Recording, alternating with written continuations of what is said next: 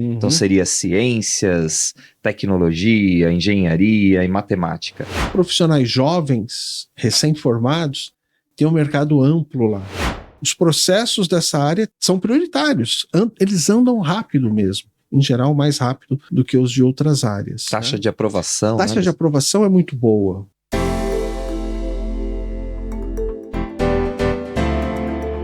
Olá, meu nome é Sam Pereira e esse é o Green Card Cast.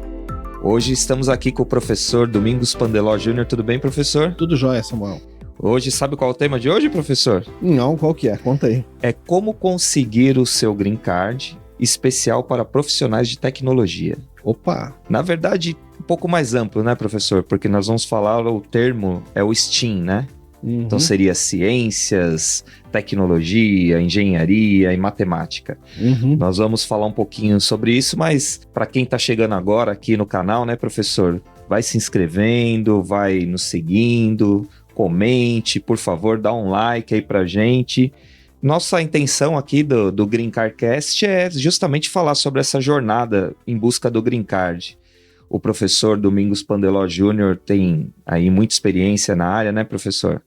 Tenho alguma experiência na área de imigração, né, de Green Card. E além disso, né, Samuel, como a gente gosta de dizer, além de nós termos experiência, nós fizemos o nosso, né? Então, esse é um selo aí para provar que a gente... Não é casa de ferreiro, não.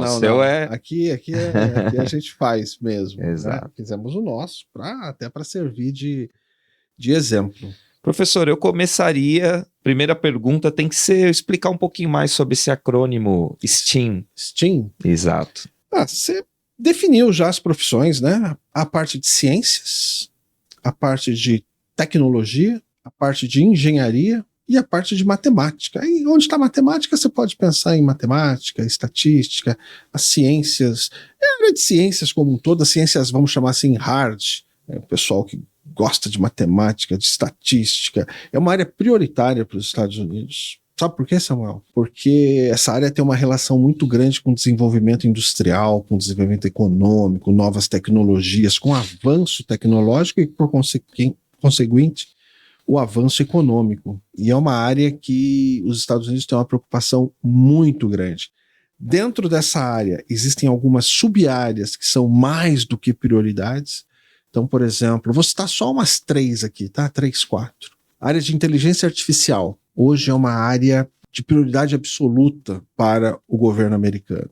A área de criptografia é uma área de prioridade absoluta para o governo americano.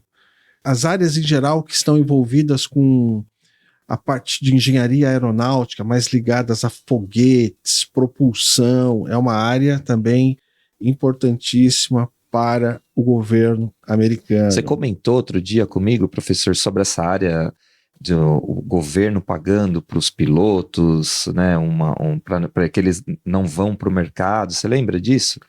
Lembro.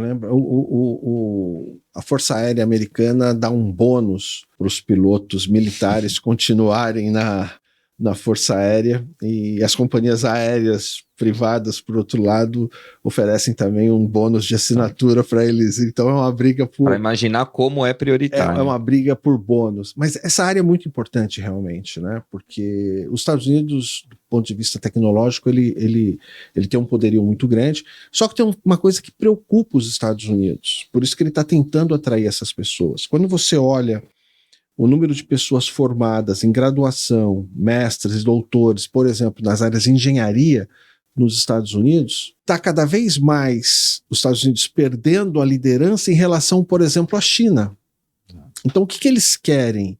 Eles querem atrair cérebros nessas áreas, já formados, com experiência, para ajudar na construção da economia americana, especialmente nessa parte de tecnologia. Então, você pode pensar em tudo. Por exemplo, vamos falar da área de TI, que é uma área fundamental hoje. Tudo hoje.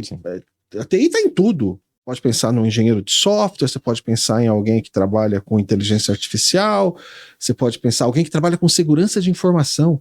Outra área super prioritária, e dá para imaginar por quê. Então, são áreas extremamente importantes para a economia americana, São áreas onde você tem incentivos do governo para a sua vinda, incentivos em termos de, olha, os processos dessa área são prioritários, eles andam rápido mesmo, em geral mais rápido do que os de outras áreas. Taxa de aprovação. Taxa de aprovação é muito boa. Então, montando-se um processo consistente, estruturando bem o processo, documentando bem o processo, fazendo um bom plano pessoal ou plano de negócio, a chance de sucesso numa aplicação desse tipo é muito grande. E aí tem outro ponto interessante, Samuel, que é o seguinte: os salários nessa área não são ruins, muito pelo contrário, são muito bons, né? Quando você compara com outras áreas dentro da economia americana. Não estou nem comparando com o Brasil, porque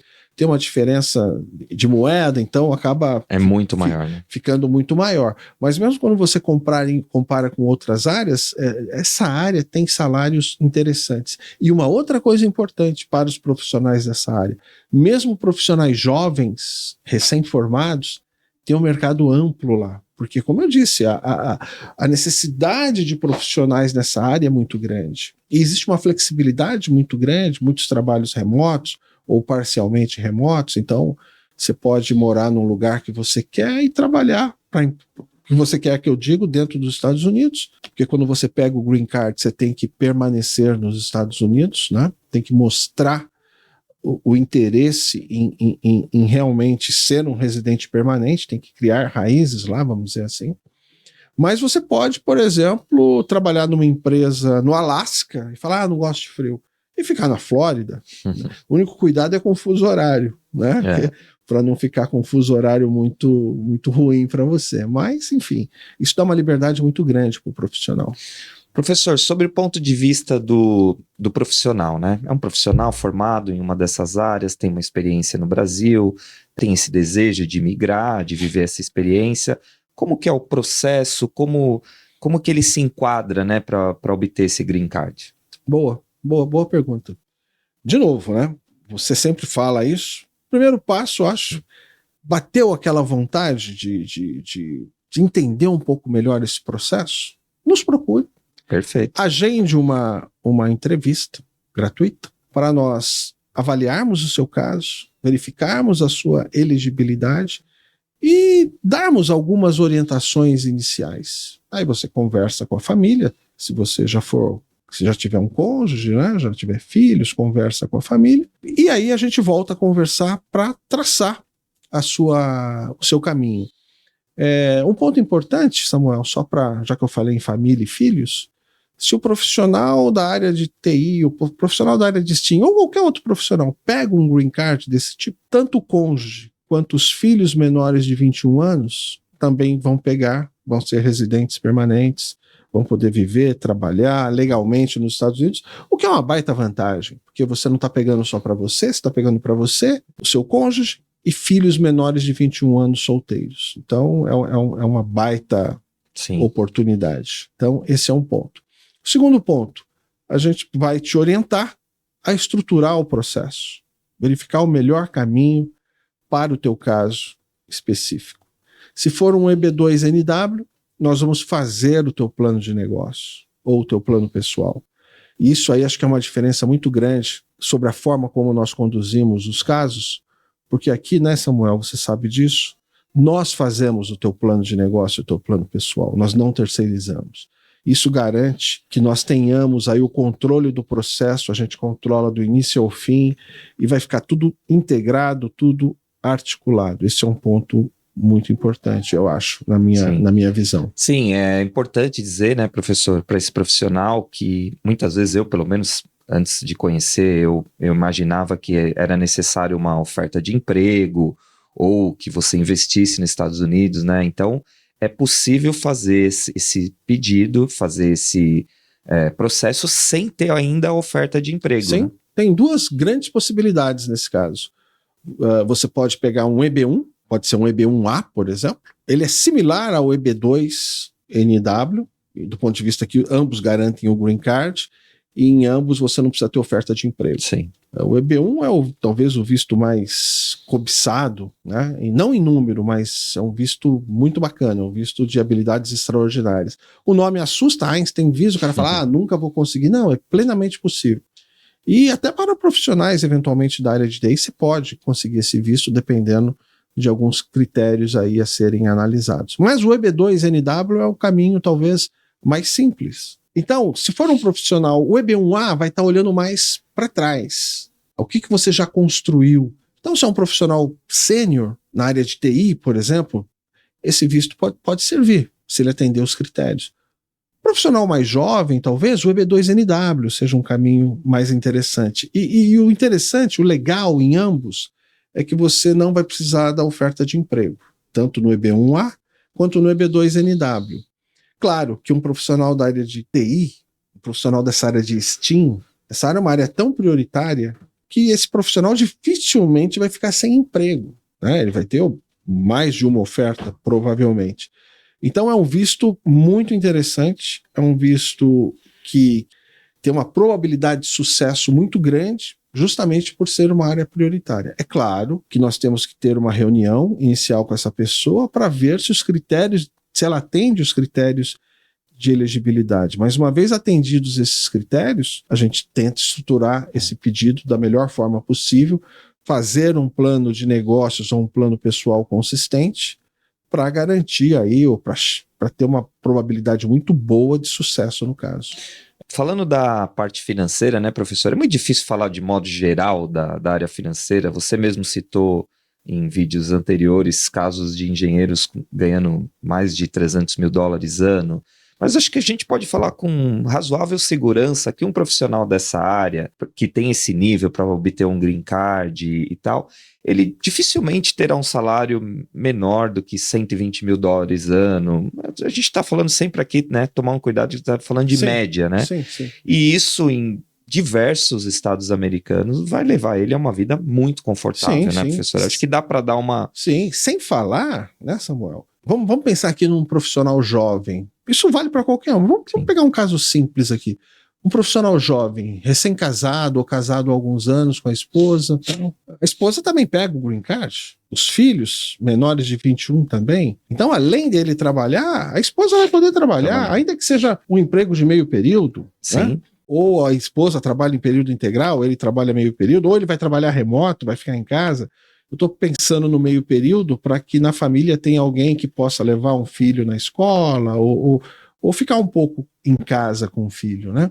Mas, apesar dos salários serem altos, você está pensando individualmente. Pensando que o cônjuge também vai poder trabalhar, isso vai aumentar ainda mais a renda dessa pessoa, né? Então, acredito que seja uma oportunidade muito bacana. E se for um profissional de TI, acho que tem uma vantagem ainda maior o profissional de TI. Porque se for um engenheiro, provavelmente ele vai ter que trabalhar no local. Sim. Ou vai ficar num regime híbrido. Mas o profissional de TI, a probabilidade de trabalho remoto acaba sendo muito maior. E isso, do ponto de vista de qualidade de vida, acaba sendo muito interessante, né? Embora no Brasil também ocorra isso, não é uma característica só dos Estados Unidos. A vantagem lá é que você vai ter uma possibilidade de ascensão profissional muito grande, vai ter um salário bom numa moeda estável, né? Então, especialmente se você estiver buscando outras coisas para você e para sua família, além do salário, né, que você pode ter outras coisas lá, dependendo do que você busca, por exemplo, segurança, tranquilidade, né? Isso pode ser muito interessante. Professor, como esse vídeo aqui é destinado aí ao profissional da área de STEAM, né, ou de tecnologia, como a gente chama, eu queria que você resumisse também para ele assim, quero dar entrada no Green Card, tem esse interesse. Falasse um pouco de prazos, maneiras que se possa acelerar esses prazos, para que ele possa ter uma dimensão aí, né, de quanto tempo ele... eu sei que existem maneiras de tornar esse processo mais longo ou mais curto. Fala um pouquinho, acho que isso vai interessar. Você respondeu já. Cara bom, fez a pergunta e respondeu. O processo pode ser mais longo ou mais curto.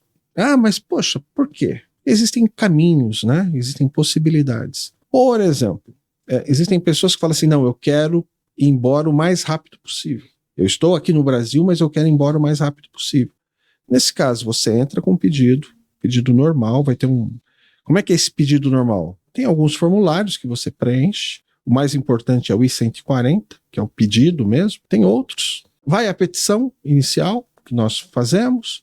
Vai também os documentos que dão suporte ao seu pedido. Você paga uma taxa para o governo americano, cerca de $700 de taxa. Se você pagar essa taxa, esse teu processo vai demorar um pouquinho mais. A gente vai falar especificamente sobre isso em outros vídeos, mas demora aí um ano, entre um ano e um ano e meio, talvez próximo de 2 anos, dependendo do tipo de visto. Tá? Vai depender um pouco do tipo de visto. Mas, em termos gerais, aí entre um ano, pegando todos os principais vistos de emprego, entre 1 ano e quase 2 anos. É um prazo longo. Eu falei que você estava com pressa.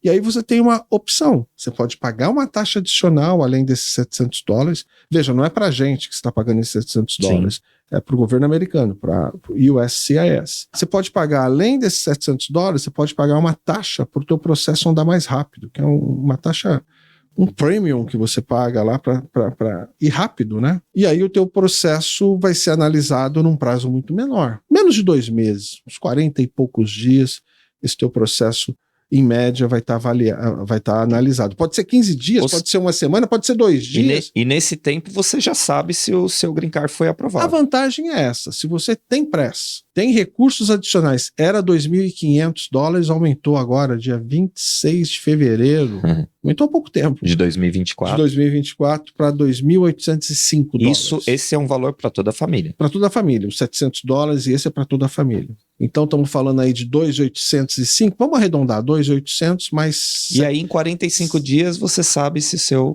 2 meses, vamos por 2 meses, mas é menos. Sim. Claro, isso depois que você manda o processo para lá. A gente demora um tempo para preparar o seu caso, né? Porque você vai entregar documento, esses documentos vão ter que ser traduzidos por tradutor juramentado, tem toda a montagem do processo, análise, várias reuniões iniciais para a gente... É uma produção artesanal, né, Samuel? Sim. Para a gente tentar entender melhor a sua situação, tentar pensar da melhor maneira possível numa estratégia para você. Então isso é muito detalhe, a gente tem que juntar tudo isso, é um quebra-cabeça, montar para que o sucesso seja o maior possível na tua aplicação. Tá certo. Nós falamos da parte familiar, nós falamos da parte financeira, tem uma questão também para esse tipo de profissional, né? Eu vou fazer uma analogia aqui com o jogador de futebol que vai jogar na Europa, né, professor? E esse profissional indo trabalhar numa empresa americana, onde que está ali, onde a maioria das tecnologias foram criadas, podendo ter acesso a universidades que estão na ponta, né, da tecnologia. Fala um pouco sobre isso, né, professor? O que ele tem à disposição lá nos Estados Unidos? Não é só o salário, não é só a segurança, cada um vai ser atraído por alguma coisa específica. Por exemplo, de repente é um profissional da área de TI que está muito envolvido com pesquisa, por exemplo, e trabalha em algum laboratório aqui, em algum centro de pesquisa aqui, e vai para um centro de pesquisa lá. Seguramente ele vai encontrar condições para o seu desenvolvimento profissional muito maiores lá, né? E para esse tipo de profissional, isso vai dar um prazer assim gigantesco para ele. Então, vai depender muito do tipo de pessoa, o que ele busca. Ou, de repente, pode ser um pacote completo para ele. De repente, ele gosta de carros legais, então ele vai ter acesso a carros legais, a preços razoáveis, né? Quer um laboratório legal, ele vai ter um laboratório legal. Ele quer morar num lugar com mais segurança, é bem provável que ele consiga isso comparativamente ao Brasil, de uma maneira geral. Então, eu acho que são muitas coisas bacanas. Claro, tem que ser pesado com a família, tem que ver a idade que os filhos estão, se é uma idade complicada para mudança ou não, mas isso aí tem que ser conversado, tem que ser discutido. Tem um ponto interessante que eu pensei aqui. Nós estamos falando aí de 2 tipos de visto, basicamente. Estou falando mais do EB2NW, mas tem o EB1 também, embora a maior parte dos profissionais dessa área entrem com o EB2NW. Mas esses vistos às vezes assustam. Fala assim, habilidades extraordinárias, habilidades muito acima da média. Muitos profissionais de TI têm uma característica pessoal de serem mais retraídos às vezes e ter uma maior dificuldade de achar que ele se enquadra naqueles critérios. justamente por serem mais retraídos. E aí a gente tem dois tipos de problema aqui, não com o profissional de TI, mas em geral. Aquelas pessoas que são super qualificadas e não se acham qualificadas, e às vezes desistem Isso de uma acontece aplicação, frequentemente, né, professor? e são plenamente elegíveis para um determinado tipo de visto. E às vezes você tem aquela outra pessoa que não tem a qualificação, mas se acha super qualificada. E aí você tem que falar, ó, para esse aqui não dá, vamos tentar nesse. Sim. Então, esse aqui é um ponto que eu queria ressaltar especialmente para o profissional de TI. Se você tiver dúvida, nos procure para a gente entender a sua formação, o seu histórico profissional e a partir daí verificar quais desses vistos que nós comentamos aqui, qual é o mais indicado para você, qual o melhor caminho para você, a sua elegibilidade mesmo, né? Sim. Isso é uma coisa interessante para você não perder eventualmente uma oportunidade. E um detalhe, né, Samuel? É um visto de emprego. Você não vai ter que colocar R$1 de investimento, sim, a não ser o investimento que você vai fazer na montagem do processo, que é um investimento que mais retorno dá. Porque o processo sendo aprovado, você vai ter uma oportunidade de fazer a sua vida, a sua carreira nos sim, Estados Unidos. Né? Certamente vai se pagar com muita rapidez, sim, ainda mais nessa área, né, professor? Sim, sim. Dizer também, né, professor, falar um pouquinho que esse ano a Trust Advisors, que é a empresa que nós trabalhamos, e ela tem um programa destinado, né, a esse profissional de TI, né? Se quiser falar um pouquinho, assim, é um ano que a gente sabe que o governo americano está buscando esse tipo de profissional e a gente vai se dedicar especificamente, né, a esse profissional, convidar também esse profissional que nos procure. A gente tem o maior prazer de dar uma consultoria gratuita até a pessoa realmente se sentir confortável, verificar que tem as habilidades ali necessárias, né, professor? Essa área é uma área prioritária para o governo americano, nós já comentamos isso, continua sendo e vai ser por muito tempo. E quando a gente fala prioritária, é prioritária de verdade, né? Quer dizer, são projetos de lei, são envios de material legislativo para a USCIS, falando, olha, essa é uma área prioritária. Deem atenção a esses casos. Né? Em geral, os casos têm uma tramitação um pouco mais rápida por ser uma área prioritária. E nós, obviamente, por trabalharmos com essa questão da imigração, também temos uma atenção especial por essa área. Né? É uma área que a gente conhece também, gosta e vê como uma área realmente de muita oportunidade para uma aplicação. Perfeito. Por outro lado, né, professor, eu queria a gente já mencionou isso em vídeos anteriores, mas como esse vídeo aqui a gente está falando com um profissional de tecnologia, eu queria que você voltasse a tocar nesse tema, porque muitas vezes diz, é prioritário, então é fácil, eu posso aqui fazer um projeto aqui simples e vai passar. Não é bem assim, né, professor? E queria que você emendasse nessa resposta, falasse um pouquinho do plano pessoal, profissional, o cuidado que tem que se ter com esse plano. É prioritário, é uma área prioritária, é uma área que realmente existe um potencial de aprovação maior ou bom, mas, evidentemente, né, Samuel, alguns cuidados têm que ser tomados no processo. Por exemplo, primeira questão, elegibilidade. Isso é simples, uma conversa, uma reunião com a gente consegue mensurar a elegibilidade ou não da pessoa. De repente não é elegível naquele momento, fala, vamos fazer um plano de ação para daqui a um ano você aplicar, porque essa área vai continuar quente por mais tempo. Sem dúvida. É a área do futuro, né? Pensando em oportunidades. Então, o primeiro ponto é esse. O segundo ponto, tem que ter um caso consistente. Eu sempre falo aqui, eu já conversei com algumas pessoas que vieram nos procurar, ou alguns amigos. A pessoa realmente é boa, mas se ela não tiver como demonstrar isso por documentos, você não consegue montar um caso. Sim. Sabe quando você não tem um documento que prove? Porque lá, cara, você vai mandar o papel para lá. Não adianta contar história só se não tiver documento suportando.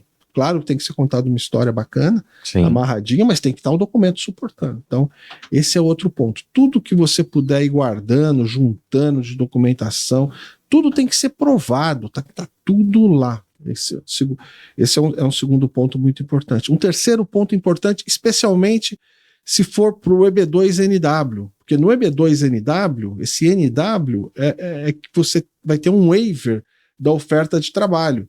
Você vai ter um waiver da oferta de trabalho pelo interesse nacional que os Estados Unidos têm no que você vai fazer. Isso tem que ser provado através de um plano de negócio ou plano pessoal. O que eu poderia falar aqui para quem está nos ouvindo ou assistindo é o seguinte: isso tem que ser feito com muito cuidado, porque senão você pode jogar fora o teu caso. Em que sentido?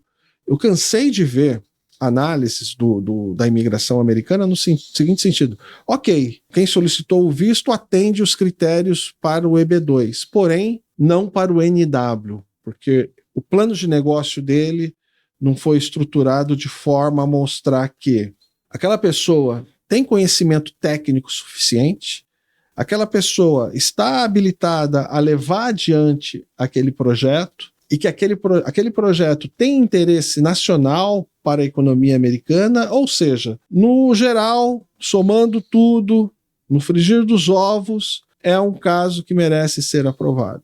Então, isso tem que estar muito amarrado, Samuel, tem que estar muito claro e não que seja algo impossível de se fazer, mas é algo que tem que ter muito cuidado no fazer.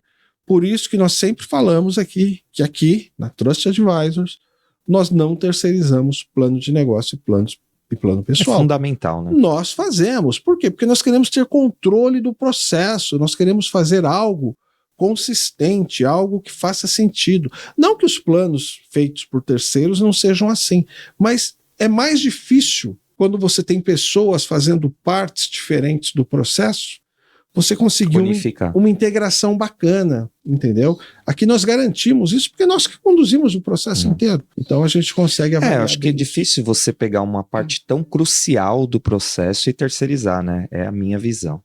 Professor, a gente queria suas considerações finais sobre o tema. Aqui a intenção desse vídeo não foi esgotar o tema, mas pelo contrário, dar uma noção para o profissional de tecnologia sobre os caminhos que ele tem para obter o Green Card. Ok. A área de STEAM, de tecnologia, é uma área prioritária para o governo americano. Ponto.